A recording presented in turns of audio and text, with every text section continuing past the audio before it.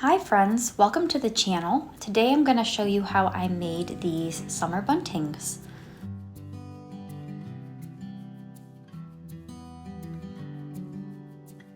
We're going to start with the half round portion. I used a really fancy technique here. I tied some string around a pencil and I was able to use that to draw an even half circle or half round piece.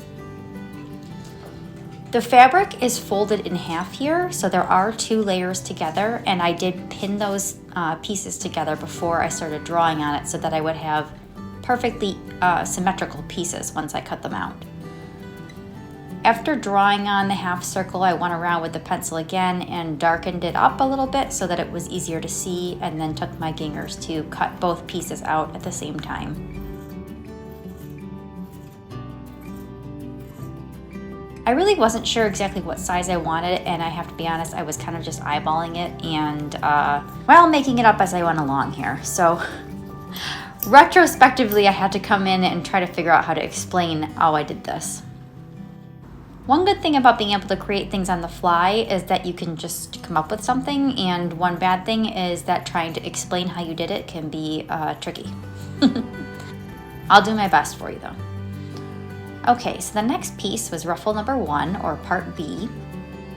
I actually broke out my brand new sewing machine. It's a Singer Patchwork, and I also used my ruffle attachment for the first time for this project. And there goes Kian. Wouldn't be one of my videos without a cat.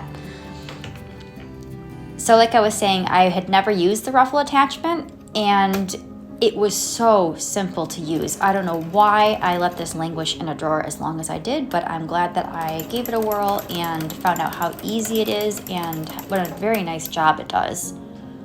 I'm gonna put a picture on the screen so you can see what I'm talking about, what it looks like in the box. And I will link it below for you if you're interested in buying one.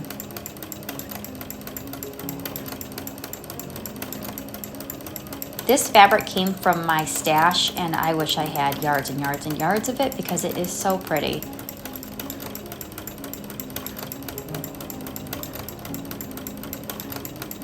So you can see the foot just pulls it along. I had it set to every 6 stitches, and so every 6th stitch it pleats it automatically.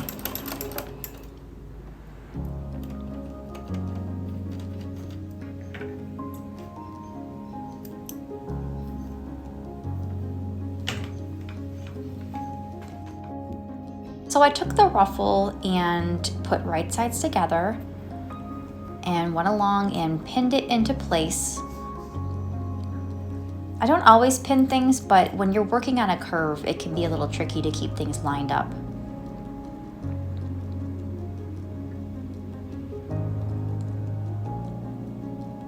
Let me know in the comments if you like when I speed things up like this for you and do it a little fast forward, or if you'd prefer for me to just keep it slow and show you the whole thing in detail. I'm not sure what people like to see, so any feedback you can give me, I appreciate it, and I'll take it into consideration. So I had 2 machines set up here. I actually had, so this is my grandmother's old dressmaker, which is a fantastic machine.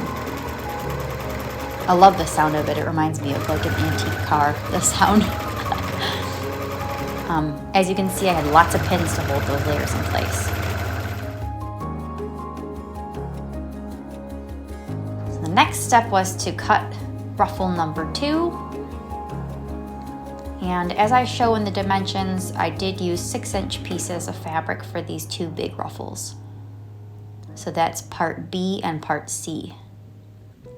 If you look at my diagram that I showed you in the beginning. I think I mentioned it before, but I bought this FISKARS cutting mat and ruler probably over 10 years ago, and it has just served me so well. So if you're just starting out with sewing, I really recommend getting one of these. They are worth the investment. You know, use your coupons from Joann's and get them on sale, and they'll serve you well for a long time.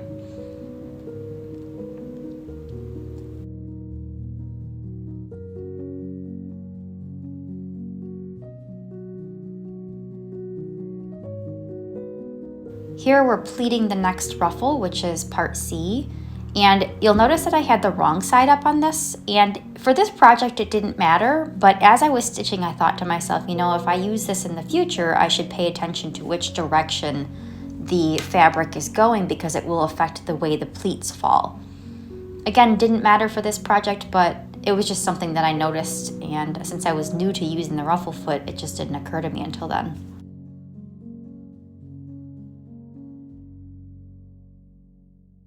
I pinned these together off camera, but this part here, we're attaching the ruffle.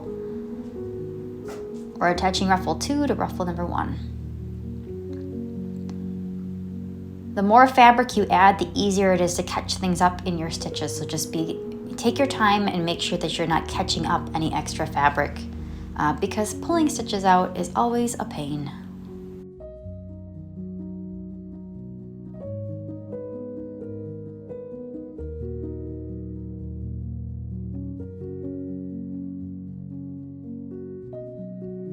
This little blue contrasting ruffle at the top, it needed to have a finished edge because it was a freestanding ruffle. So I made myself a long strip of this blue fabric by piecing some sections together end to end, and then ran the whole thing through as one long piece, top stitching the edge for a nice clean finish.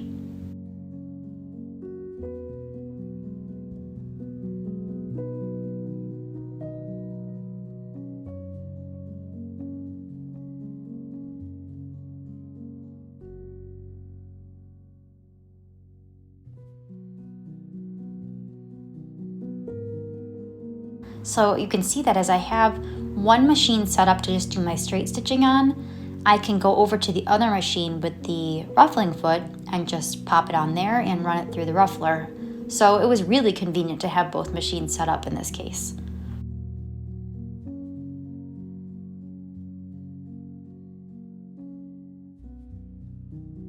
So this was purchased actually on Black Friday of 2021.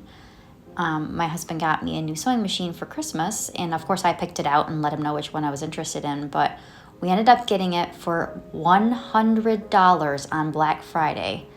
And when I was in the store the other day, I just happened to take a look and see what the price was now, and I was shocked at the current price and even more impressed at how little we paid for it back then.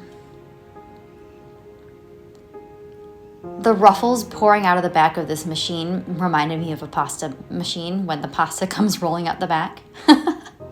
So satisfying and so easy. What a clever attachment this is. Now I want to put ruffles on everything. Okay, so the trim ruffle number 1. The reason this is I'm calling this one number 1 is because I initially planned to use that blue fabric as the trim around the bottom, but I just wasn't going to have enough, so I switched up my strategy. So here I'm cutting 2.5-inch wide strips. Again, joining them end to end. I did this with the blue fabric. I'm doing this now with the red. I'm just straight stitching to connect these.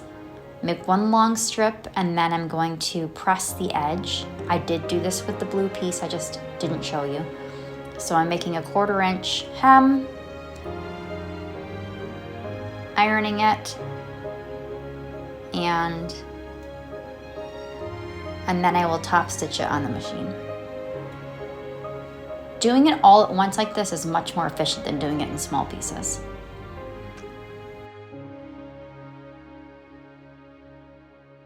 I have that top right corner blacked out because I was watching something on my iPad and I was not paying attention to the camera angle. So I had to occlude it so that I wouldn't get a copyright strike for what was showing on the iPad in the background.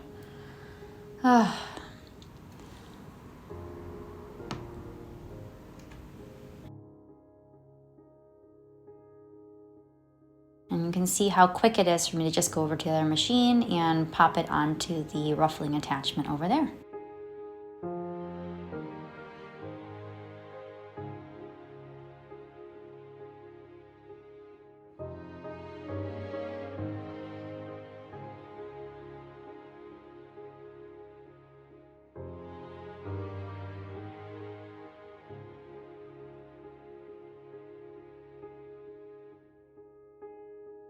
Okay, so now I'm attaching trim ruffle number 1 to the main ruffle number 2.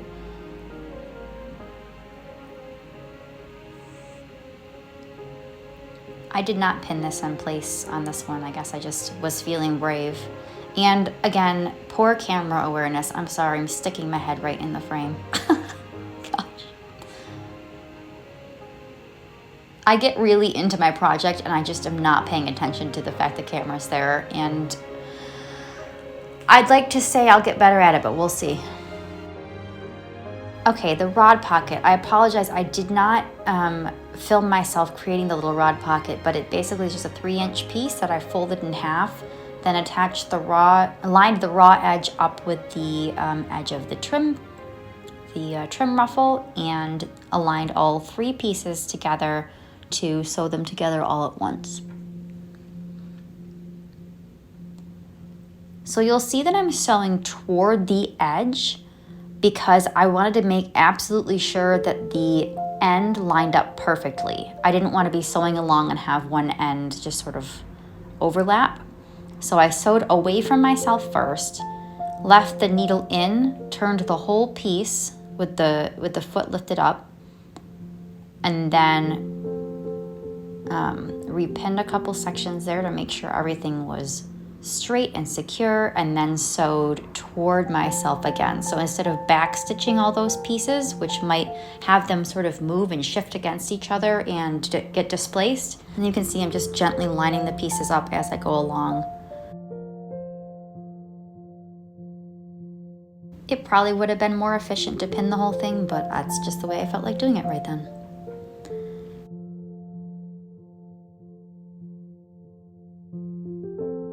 Now I've gotten to the other end, and I'm showing you in detail how I secured the end of that small blue ruffle, the trim ruffle number 2. I curved it up so that it mimicked the curving pattern of the whole bunting. Pinned that raw edge in place, pleated it there with my thumb so that the main body raw edge there is lined up with the top. I basically turned it 90 degrees, so it was flat with the top. And I made sure to really pin this part securely because I did not want it traveling around while I was sewing. I'm sorry that I'm kind of down at the edge of the screen, but hopefully you can see what I was doing there.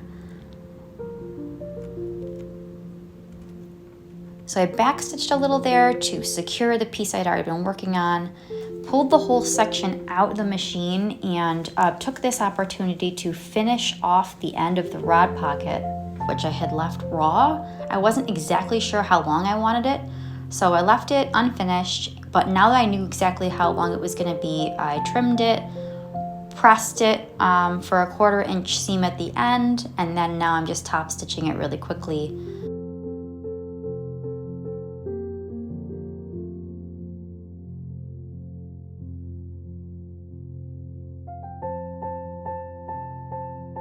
Okay, and then now I'm putting it back in the machine now that that end is finished, and securing all 3 layers together.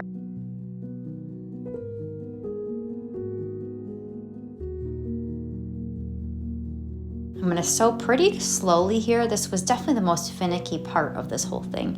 You can see I'm using the seam ripper to stabilize those layers, going really slowly, and I actually manually walk the needle right to the edge of the fabric. Oh, sorry about that wobble. Okay, so the needle is down, and I'm again rotating the fabric. I'm going to lower the presser foot and stitch back toward myself again. And just to repeat why I'm doing this to make sure that the fabric pieces don't travel away from each other and they stay nice and locked in place.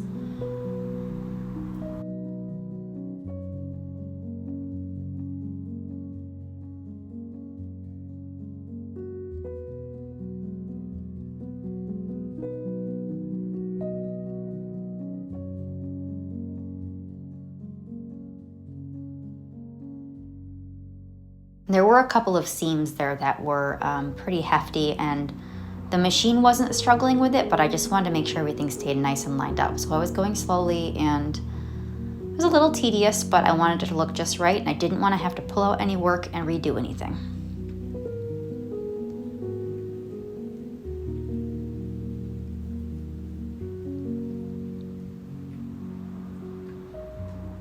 Pulling the pins here.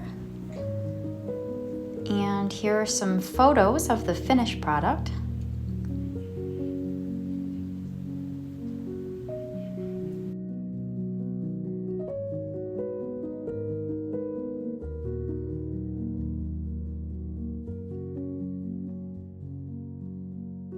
Here they are hanging in my windows.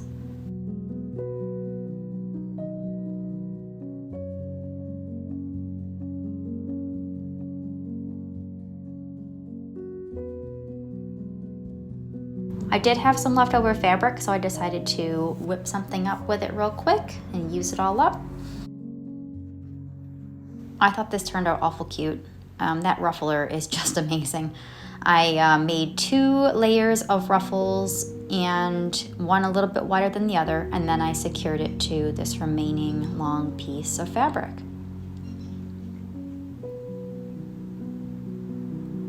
Waste not, want not. Thank you so much for watching today. I appreciate all of your likes and subscribes and your view time, and I will see you all again soon.